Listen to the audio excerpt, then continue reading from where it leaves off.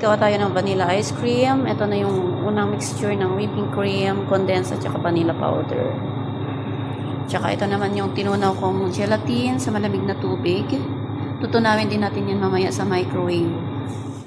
At ito naman po yung egg mixture guys. Una, binit ko muna yung fresh eggs habang pinapakuluan ko yung asukal. At nung natunaw yung asukal, inihalo ko na dito.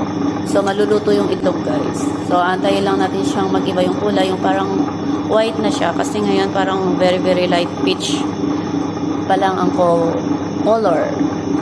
Or yung wala na siyang init pa.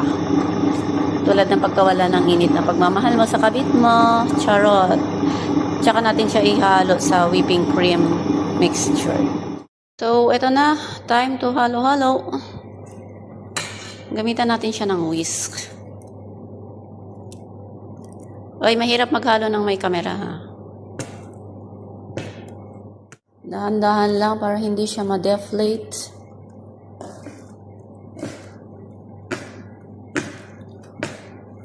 Ayan naman ay tutunawin natin yung mag-chocolate is there.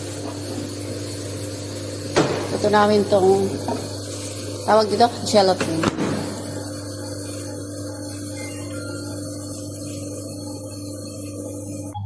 Ito na, naging liquid na. So, ihalo ko lang dito. Pero, hindi na pakita sa camera. Kasi, kailangan mabilis yung halo. So, ito na siya. Papalamigin lang, papatigasin pala.